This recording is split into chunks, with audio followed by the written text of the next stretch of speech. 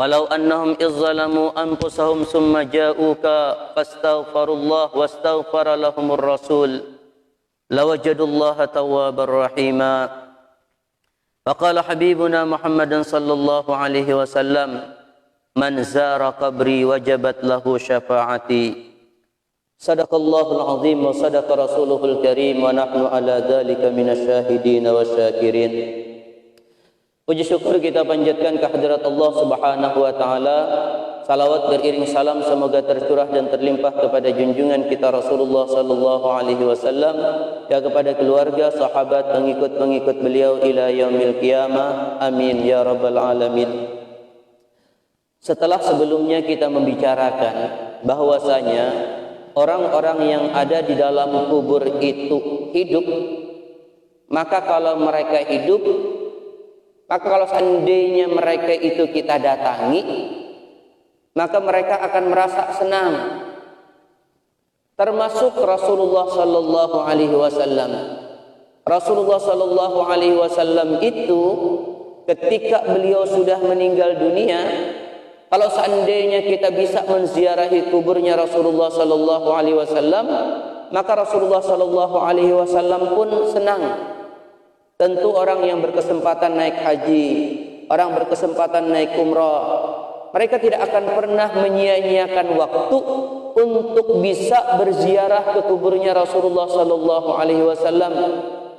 Bahkan orang biasanya itu hari-hari, bahkan tiap kali habis sembahyang gak mau pulang, jarang langsung menuju rumahnya, lewat di pekuburannya Rasulullah sallallahu alaihi wasallam dulu supaya bisa ziarah walaupun waktu sebentar, karena di sana nggak bisa ziarah itu lama-lama, sambil jalan aja. Karena kalau orang bertahan maka berapa banyak ribu manusia itu menyebabkan nanti jalanan terhenti.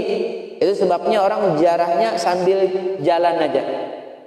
Tapi yang akan kita bicarakan adalah bahwasanya ziarah ke kubur Rasulullah sallallahu alaihi wasallam itu dianjurkan. Walaupun ada sebahagian orang yang mengatakan bahwasanya ziarah kuburnya Rasulullah sallallahu alaihi wasallam itu yang sengaja jauh-jauh pergi itu dilarang katanya. Ada aliran yang seperti itu, yang kalau kita sengaja pergi jauh-jauh hanya untuk ziarah Rasulullah, apalagi kalau cuman ziarah Wali Songo misalnya, ziarah ke Kelampayan, itu dilarang. Buang-buang duit sesuatu yang nggak ada faedahnya, bahkan ada larangannya. Karena kitab kita ini mafahim yajibu ayyusahah, pemahaman yang seharusnya diluruskan, maka pemahaman yang seperti itu diluruskan oleh Abu Ya Said Muhammad bin Ali Al-Maliki. Ada hadis, memang hadis yang sahih, di mana Rasulullah sallallahu alaihi wasallam mengatakan, la tushaddur rihal illa ila salasati masajid. Jangan pernah ditaruh alat untuk musafir. Ya, orang dulu kalau naik onta atau naik kuda, maka pelanaknya itu gak usah ditaruh, artinya jangan musafir, itu aja maksudnya. La tusaddur rihal, tidak perlu diikat pelanak di atas punggung kuda supaya kamu bisa berangkat, nggak perlu, nggak boleh.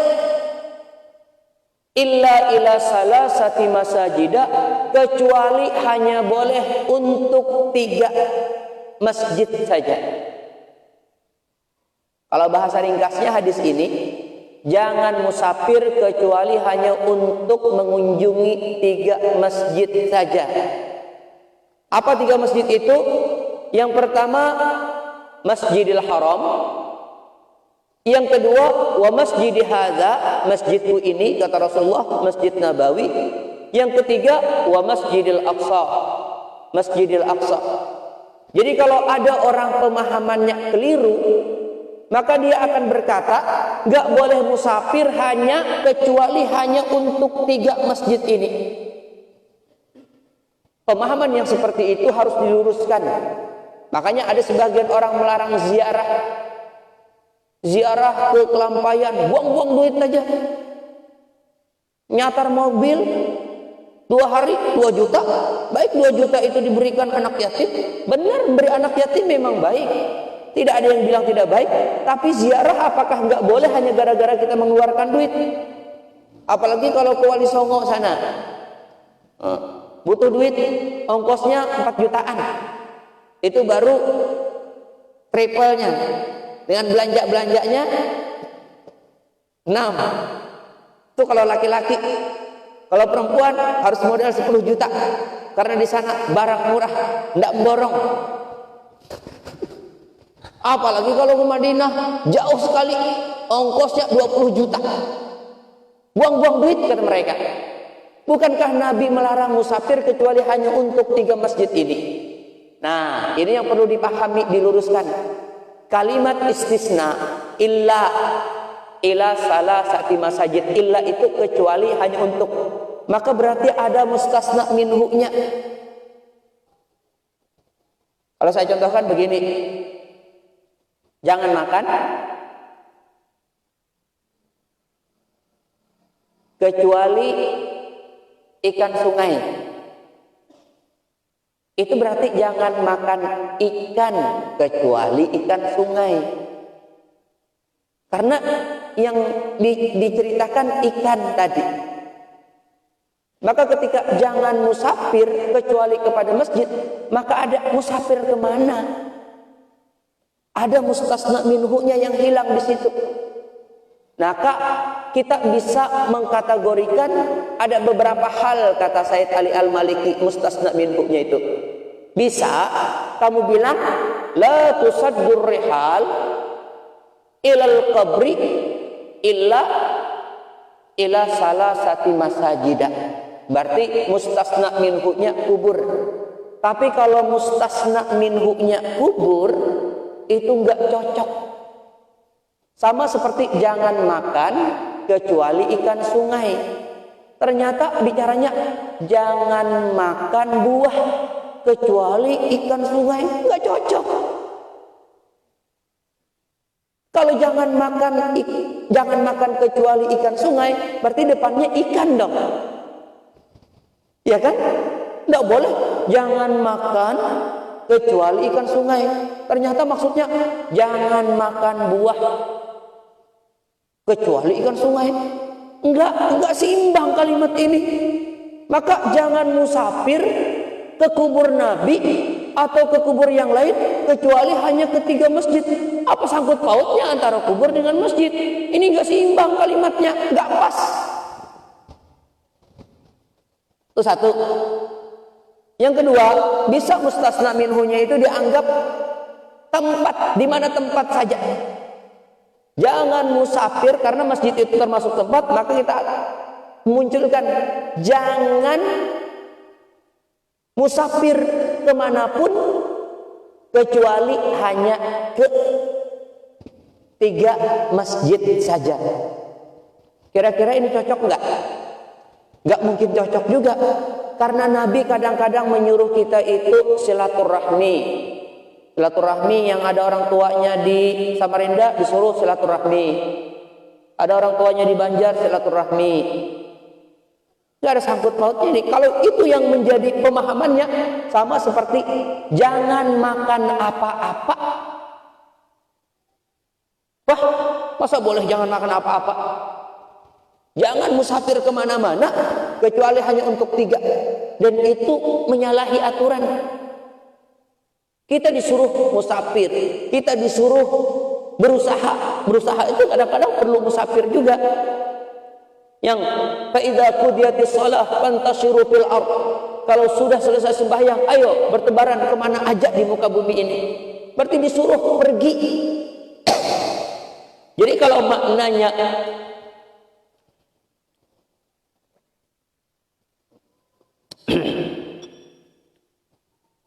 tidak boleh musafir kemanapun kecuali hanya untuk 3 masjid, ini maka lebih rusak lagi. Maka kalau mengistisnakan, mengkecualikan, itu harus pas. Tidak boleh musafir ke masjid mana aja kecuali hanya untuk 3 masjid ini. Artinya tidak dianjurkan. Nah, ini baru pas, karena yang diceritakan masjid, yang dianu juga masjid. Jadi kamu kalau mau sembahyang itu nggak usah ngotot, saya harus ke masjid Sabilus Salam, nggak usah. Atau saya harus ke Al-Hidayah karena di situ pahalanya lebih besar. Enggak, sama aja. Al-Hidayah kah, Sabilus Salam kah, manakah, sama aja. Enggak ada antara satu dengan yang lain lebih besar pahalanya dari segi tempatnya. Beda nanti kalau dari segi jamaahnya, beda nanti kalau dari segi imamnya misalnya. Oh, di sini jamaahnya besar. Kalau jamaahnya besar, semakin besar jamaahnya, semakin besar pahalanya. Wah, di sini imamnya soleh misalnya. Bukan orang fasik, bukan orang yang menjual agama demi dunia misalnya. Lalu kita ke sana, itu bukan di latar belakang tempat, tapi karena orang. Itu lain lagi ceritanya. Tapi kalau untuk hadis ini, maka yang secara umum adalah kita nggak perlu sengaja capek-capek menuju masjid mana aja, kecuali boleh capek-capek mengeluarkan biaya besar kalau untuk 3 masjid. Masjid apa? Tadi Masjidil Haram, masjidku ini, kemudian Masjidil Aqsa. Kenapa? Karena sembahyang di sana itu pahalanya lebih besar. Sembahyang di Masjid Rasulullah Sallallahu Alaihi Wasallam itu pahalanya berapa? 1000 kali lipat dibandingkan sembahyang di tempat yang lain.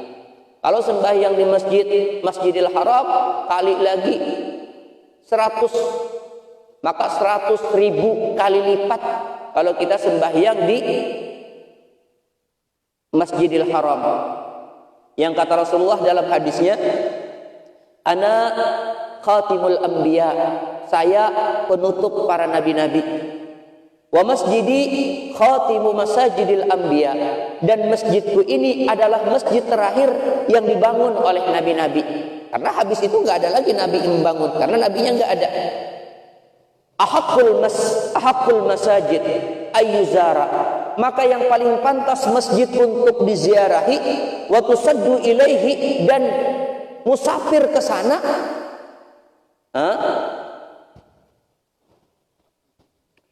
Masjidul Haram, Masjid Haram, wa masjidi, masjidku, wa salatun fi masjidi, bermula sembahyang di masjidku ini, afdalu, itu lebih afdal, min alfi salatin fi ma siwa, lebih afdal dari 1000 kali salat pada masjid-masjid lain, illa Masjidil Haram, kecuali Masjidil Haram.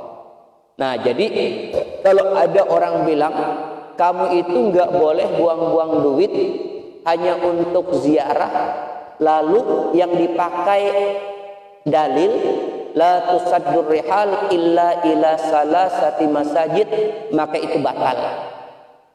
Karena itu cerita tentang masjid, bukan cerita tentang yang lain. Ya, ada orang buhan kita ini kan raja atau jarah-jarah, disindirnya yang suka ziarah ke Kelampayan, disindirnya buang-buang duit. Yang suka ziarah ke Sekumpul, buang-buang duit. Yang suka ziarah Wali Songo, buang-buang duit. Bahkan ziarah ke Nabi aja dibilangnya buang-buang duit. Bayangkan hadisnya itu. Padahal hadis ini menceritakan masjid itu sama. Yang tidak sama cuma 3. Maka kalau kamu mau mengunjungi masjid supaya dapat pahala lebih besar, sama aja. Siapa perlu usah capek-capek ke sini, orang sini, lalu hendak kemana-mana karena di sana lebih istimewa. Enggak, sama aja. Kalau ada orang Banjar, di Banjar itu ada namanya Masjid Pusaka. Itu katanya masjid 1 hari dibangun sesudah Masjidil Haram. Bayangkan. Mana mungkin, ya kan? Jadi kalau ada orang cerita, enggak mungkin. Sekalinya ditelusuri, kalau Masjidil Haram itu dibangun hari Jumat, maka masjid itu dibangun sesudahnya hari Sabtu. Tahu tahunnya berapa tahun? Tahu. Itu supaya masjidnya dianggap istimewa. Orang berkunjung ke sana, wah, ini masjid pusaka nih, satu hari aja sesudah Masjidil Haram. Bayangkan Masjidil Haram itu mulai zaman Nabi Ibrahim sana tuh udah dibangun gitu ya. Tahun berapa itu? Kita jangan-jangan Pulau Kalimantan itu masih diisi monyet aja waktu itu masih. Belum ada orang, mungkin kita nggak tahu. Nah, jadi aku ulangi itu ya. Jadi kalau ada orangnya, ada, kalau kamu rajak nonton, ada orang yang kayaknya ziarah kubur itu saking mereka anggap itu buruk, musyrik nanti. Lalu mereka mengeluarkan dalilnya membabi buta, yang seharusnya bukan dalil dipakai jadi dalil. Kenapa saya ceritakan ini? Kali lagi kita hanya bahwasanya apa yang kita kerjakan itu sebetulnya enggak salah. Mau ziarah ke Sekumpul, ke Kelampayan, ke Jawa, kemanapun, niatannya ziarah kepada orang-orang saleh dahulu yang sudah meninggal dunia. Maka sekali lagi kuulangi, ziarahnya kita kepada orang siapapun itu, mau orang aulia atau bukan aulia, sama aja sebetulnya. Dia tahu dengan bahwasanya dia itu diziarahi. Kalau untuk Rasulullah Sallallahu Alaihi Wasallam, tentu keistimewaannya luar biasa. Banyak hadis-hadis, walaupun nanti kalau diteliti hadis-hadis ini rata-rata dhaif, tapi banyak hadisnya. Karena banyak hadis ini antara satu dengan yang lain saling menguatkan. Ya, itu yang pertama. Seandainya cuma satu hadis aja dan hadis itu dhaif, tetap masih boleh dipakai. Kenapa? Karena ziarah ini cuma amaliyah. Orang boleh mengamalkan hadis dhaif kalau untuk amaliyah, tapi kalau untuk berhujah halal haram itu nggak boleh. Tapi kalau untuk mengamalkan sesuatu aja nggak apa-apa. Kalau seandainya hadisnya satu dhaif, boleh diamalkan. Tapi untuk kasus hadis-hadis ziarah kubur Nabi itu banyak. Memang ada selalu yang menyebabkan dhaif. Ada satu periwayat yang dianggap kurang thiqah, maka dikategorikanlah hadis itu dhaif. Nanti di riwayat yang lain ada lagi satu yang dianggap kurang thiqah, maka dikategorikan lagi hadis dhaif. Sehingga di antara semua hadis-hadis ini rata-rata memang dhaif. Tapi banyak, karena banyak itu antara satu dengan yang lain menguatkan. Itu kalau menurut sebahagian ulama. Tapi bagi sebahagian yang lain, hadis-hadis ini diteliti dari riwayat yang lain, hadis ini masih dikategorikan sebagai hadis yang sahih.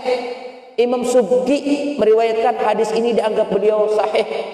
Ibnu Sakan meriwayatkan bahwasanya ini hadis sahih. Al-Iraqi meriwayatkan bahwasanya hadis ini hadis sahih. Jadi orang bisa mengkategorikan ini sahih atau tidak tentu menurut kamu. Saya meneliti misalnya hadis ini diriwayatkan oleh si Udin misalnya ya, saya contohkan aja.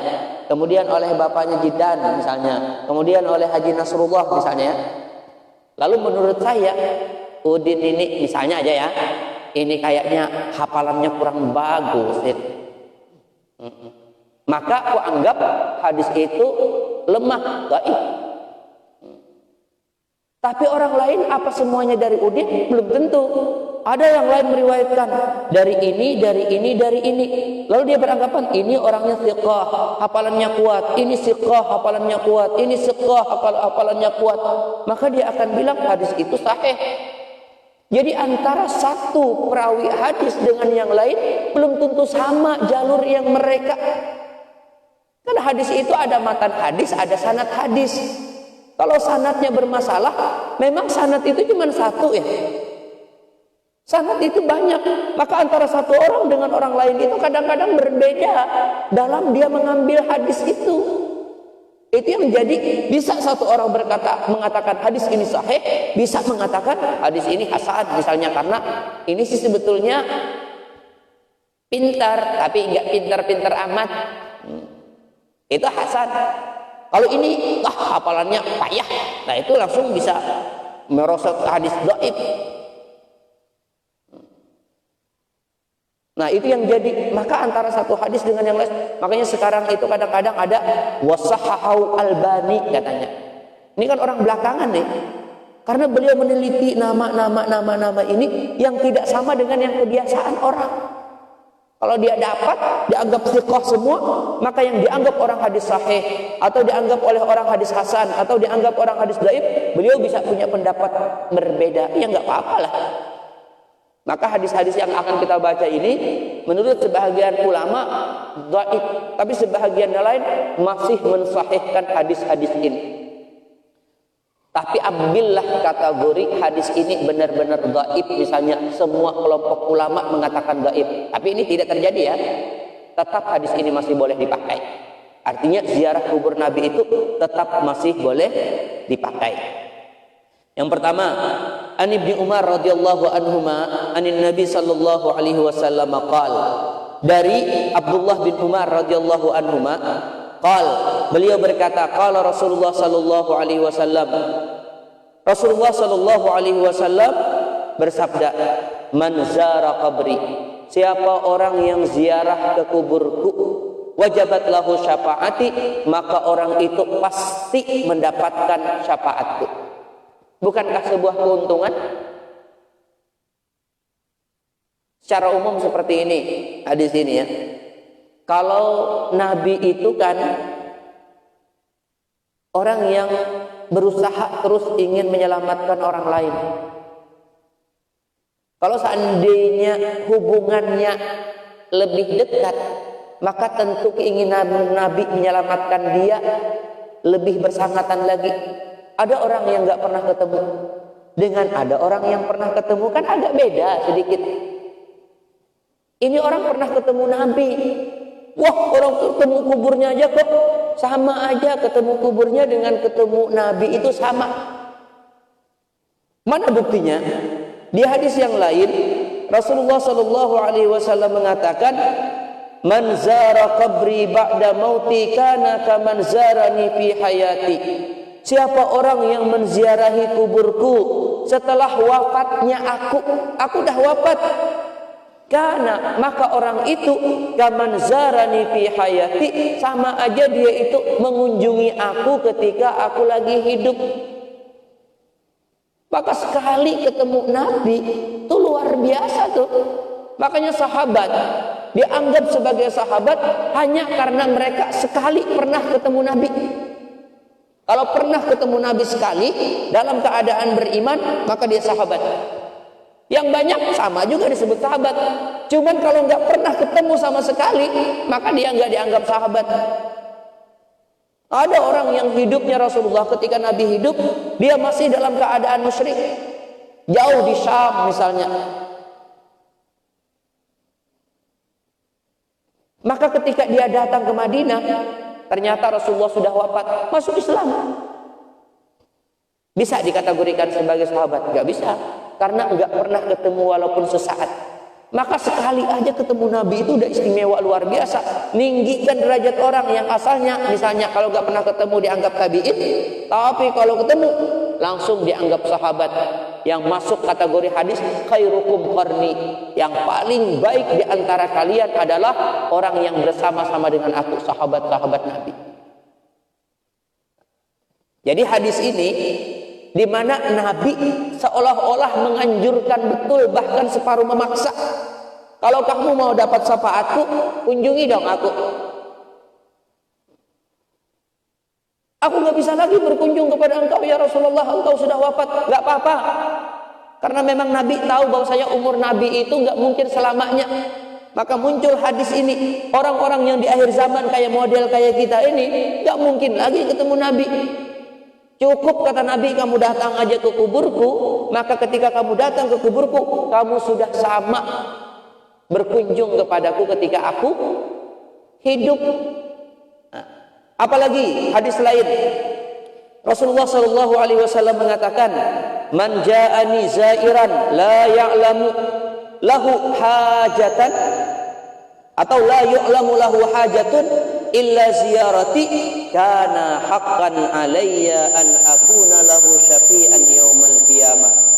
Man ja'ani, siapa yang datang kepadaku, zairan, berkunjung, ziarah, la yu'lamu lahu hajatun, tidak diketahui bagi orang itu hajat, keperluan, illa ziyarati, kecuali hanya ziarah ke kuburku aja. Enggak ada tujuan lain kecuali hanya untuk ziarah ke kubur Nabi. Artinya seandainya kita ini berangkat enggak mau umrah, hanya sekedar untuk datang ke Madinah aja, tok. Buang duit enggak? Buang duit. Kalau campur naik haji kan itu ibadah yang wajib.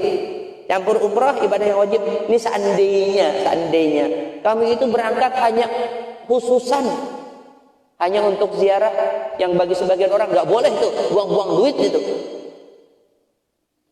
Seandainya ada orang yang pergi nggak ada tujuan lain kecuali hanya untuk ziarah, bukan untuk naik haji, bukan juga untuk umrah, saya cuma untuk ziarah ke Nabi aja misalnya ya, maka orang yang seperti itu kana haqqan alayya, maka wajib hukumnya atasku, an akuna lahu syafi'an yaumal qiyamah, bahwasanya aku menjadi penolong dia di hari kiamat.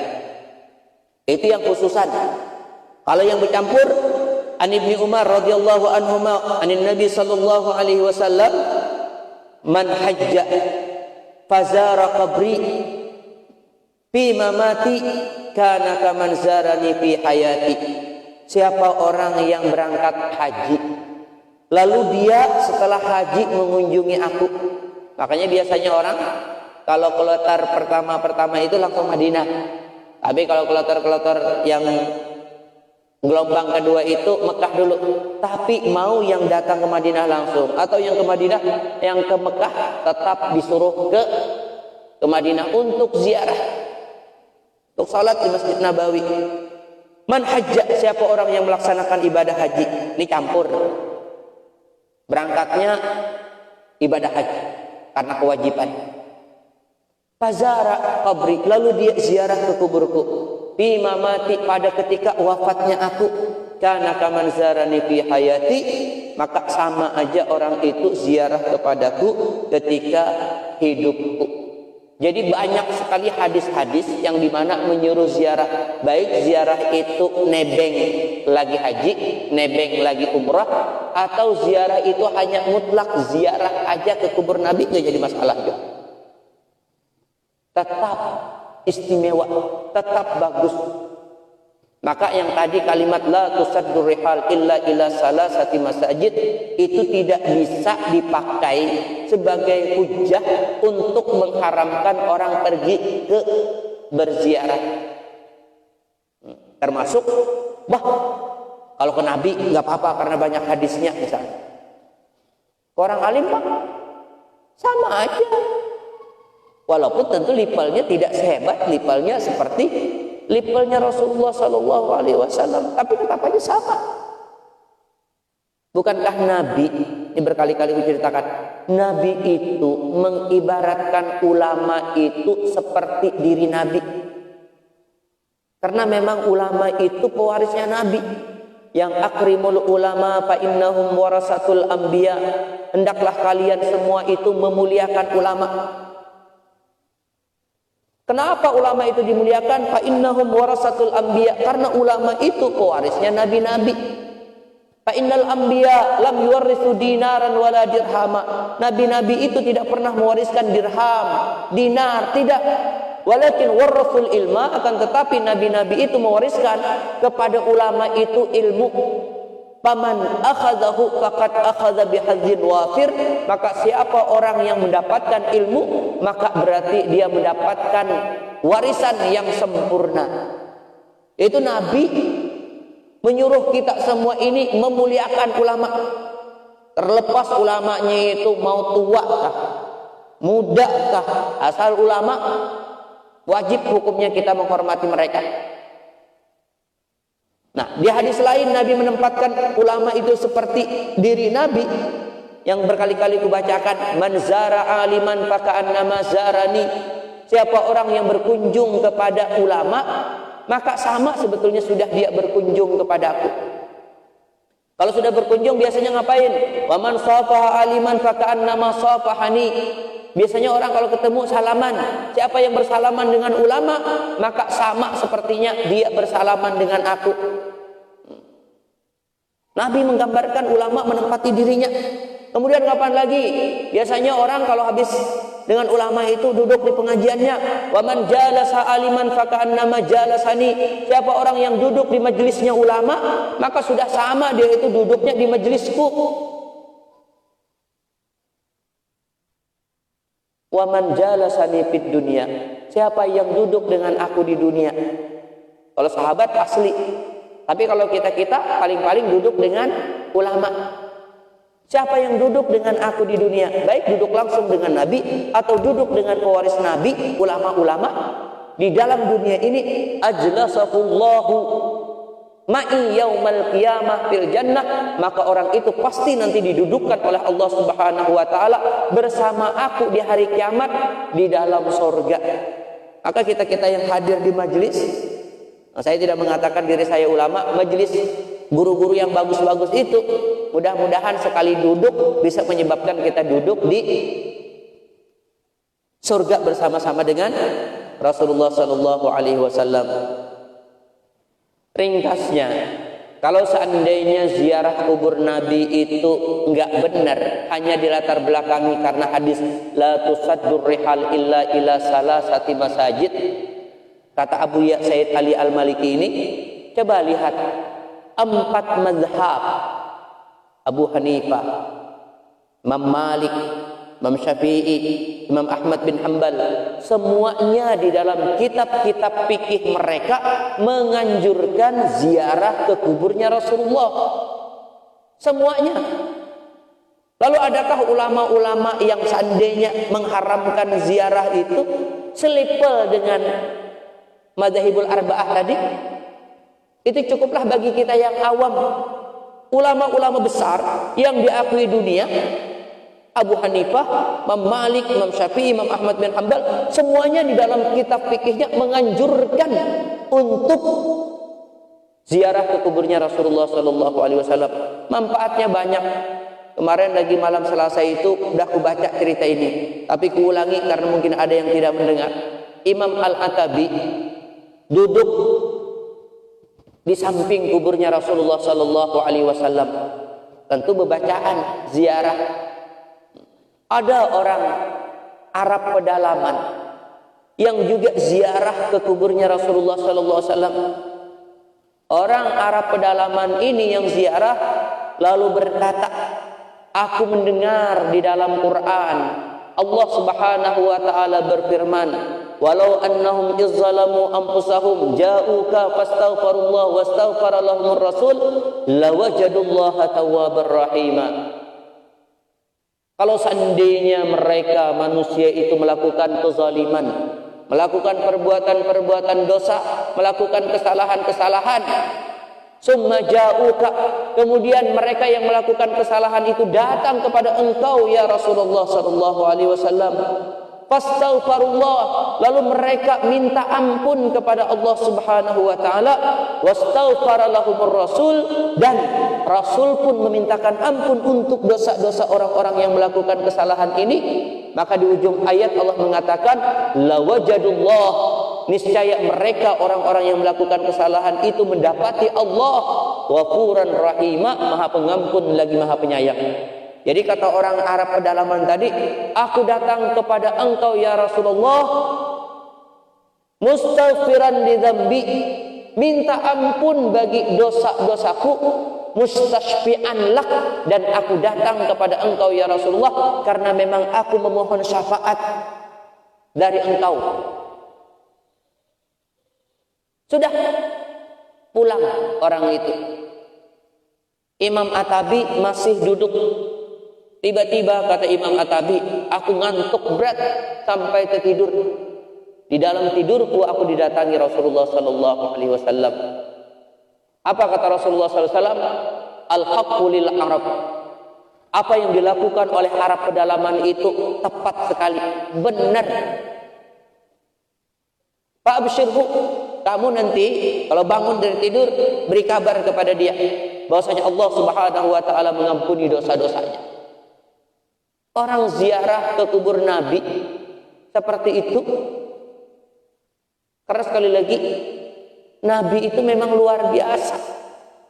Sahabat-sahabat didoakan Nabi diampuni Tuhan, padahal dosanya ya kalau boleh kita bilang dosa ya, melanggar perintah Nabi. Kalau seandainya kita tidak menganggap mereka buruk ya, mereka kan diperintahkan langsung oleh Nabi jangan turun-turun dari bukit rumah, ternyata turun langsung loh perintah Nabi, turun juga. Kalau kita ini kan berapa renten tuh, maka kadang-kadang ada juga yang membangkang, padahal Nabi bilang jangan begini jangan begitu, kita bangkang, tapi perintahnya nggak langsung. Nah, kau jangan begitu ya, kalau langsung dengan ini pesan dari sini, jangan begitu. Wah, yang pertama bujur juga agar itu. Tapi yang jelas anggaplah manusia karena memang manusia bisa berdosa berataan. Tapi kalau Nabi yang memintakan ampun dan mereka minta ampun, lawajadullaha ghafurar rahima, maka mereka akan dapat ya Allah itu Maha Pengampun lagi Maha Penyayang. Kita kalau seandainya belum bisa ziarah, minimal kalau ziarah itu kita datang langsung. Kalau memang ada bisa, minimal kita kirim salam dulu. Bagaimana kirim salamnya? Kirim salamnya salawat. Maka fungsi salawat juga kurang lebih sama, mengampuni dosa. Sallu alayya fa inna salatakum alayya kafaratun lidzunubikum. Hendaklah kalian bersalawat kepadaku karena salawat yang kalian baca itu adalah pengampun bagi dosa-dosa kalian. Kemudian kita cerita tentang Imam Malik dengan ziarahnya beliau. Imam Malik itu orang Madinah yang memang sengaja tidak pernah mau keluar dari Madinah karena menurut beliau Madinah ini adalah tempat terbaik. Kenapa? Karena di sini ada jasadnya Rasulullah sallallahu alaihi wasallam. Pemuliaan yang luar biasa. Al-Imam Malik huwa min asyaddin nasi ta'ziman lil janabin nubuwah wa huwa alladhi kana la yamsi fil Madinah al-munawwarah mutana'ilan wala raqiba. Imam Malik itu adalah termasuk manusia yang benar-benar sangat memuliakan terhadap kota Madinah. Saking beliau memuliakan luar biasa, beliau itu tidak pernah mau berjalan menginjak tanah Madinah pakai sandal. Dan juga tidak pernah menginjak kota Madinah itu rakibah pakai kendaraan. Bersandal kada, berkendaraan apalagi. Kenapa? Hanya karena memuliakan tanahnya. Yang tanah itu ada nabinya. Ini pemuliaan yang luar biasa ya.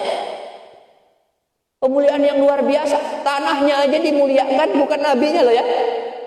Tapi tanah yang ada hubungannya dengan nabi. Kada berani nginjak. Kalau seandainya boleh kada injak, mungkin kada nginjak. Cuman kada kau apa kada nginjak. Tapi karena beliau memuliakan, gak pernah pakai sandal. Apalagi pakai kendaraan. Karena takzimnya luar biasa. Sebetulnya takzimnya kepada Nabi, karena Nabi bertempat di Madinah, maka tanahnya pun terlibat dimuliakan oleh Imam Malik. Bayangkan tanah berkait dengan Rasulullah SAW dapat keistimewaan dimuliakan oleh Imam Malik. Ahli hadis loh itu. Tuh jangan nanti bilang, wah apa garang memuliakan tanah ini, nggak ada nilainya tanah ini. Kok berani kira-kira dengan Imam Malik bilang begitu?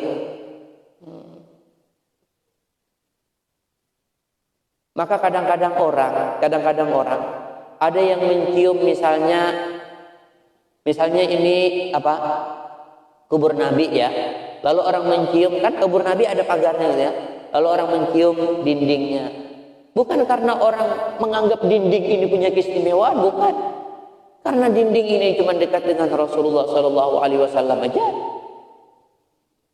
Ya walaupun bermanfaatkah? Kalau ditanya kepada Imam Malik, kira-kira memampatkah ada boleh bersendal di situ? Berani nggak kira-kira menanya Imam Malik seperti itu? Jangan dibilang lalu dikit-dikit musyrik, dikit-dikit musyrik. Apa agar tanah itu injak aja tidak harganya juga. Imam Malik tidak. Ini orang yang ilmunya luar biasa. Mulai zaman beliau hidup sampai sekarang masih diakui. Bahkan di Madinah sendiri diakui sampai sekarang. Mau orang Wahabi atau orang bukan Wahabi masih memuliakan Imam Malik.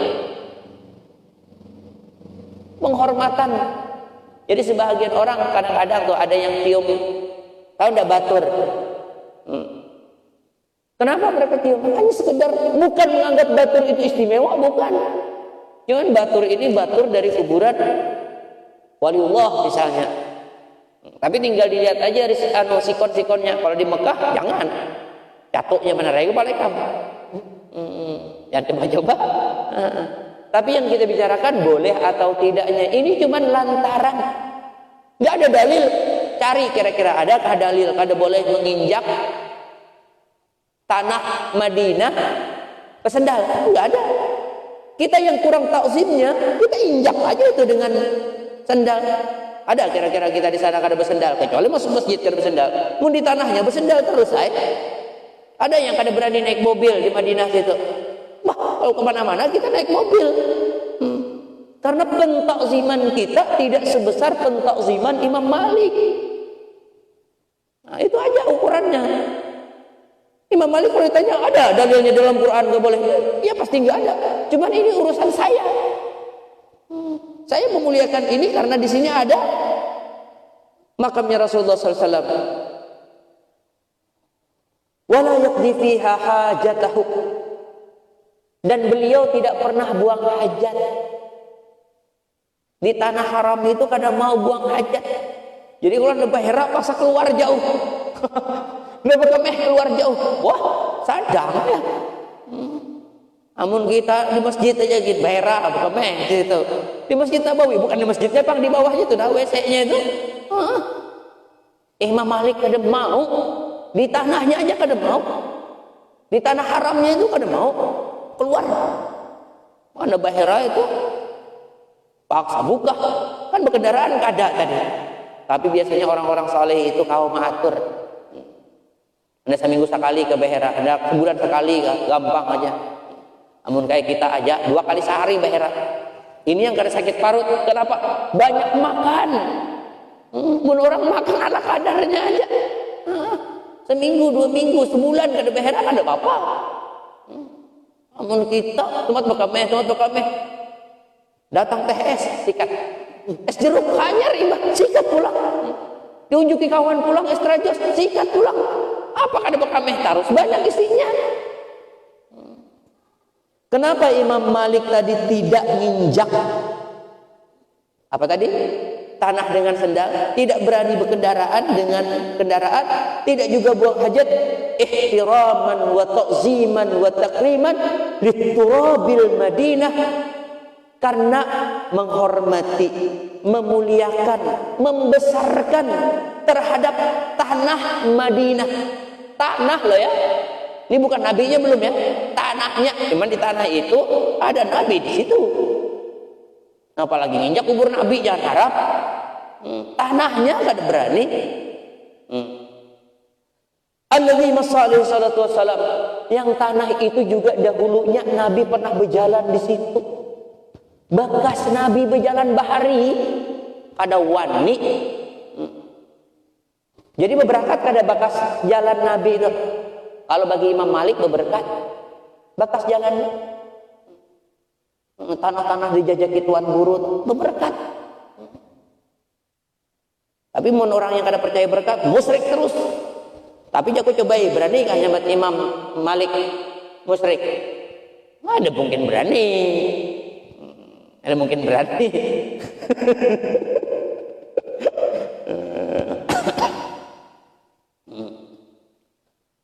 Wa ma huwa yuhatibu Amirul Mukminin Al-Mahdi lamma jaa ila al-Madinah fi hadhihi al-mawdu' wa yaqulu lahu innaka tadkhulul an al-Madinah fatamurru biqaumin ala yaminika wa yasarika Wahum auladul muhajirin wal ansar fasallim alaihim. Ketika Raja Al-Mahdi datang berkunjung ke Madinah, kata Imam Malik karena beliau tuan gurunya, "Hai, pian di sini hati-hati lah ya. Jangan ndak mentang-mentang raja lalu semau-maunya. Tuh yang di kiri kanan pian itu tahu ndak? Itu anak-anak orang muhajirin, anak-anak orang ansar. Tuh, bapaknya itu ngeri-ngeri gitu. Tuh bapaknya itu ada yang bapaknya muhajirin, ada orang ansar. Kan Imam Malik masih dekat aja dengan Nabi. Jadi yang ada di sini ini tabiin ya. Ya hati itu ini anaknya muhajirin. Ikam jangan mentang-mentang raja. Permisi baik-baik Ikam. Ucapkan salam lon. Bayangkan ini lon anak tuan guru, dijentik-jentik anak tuan guru. Kada boleh. Kada boleh. Wajar yang alim itu abahnya, anaknya apa? Kada boleh. Apa aja sangkut pautnya? Tapi kada boleh.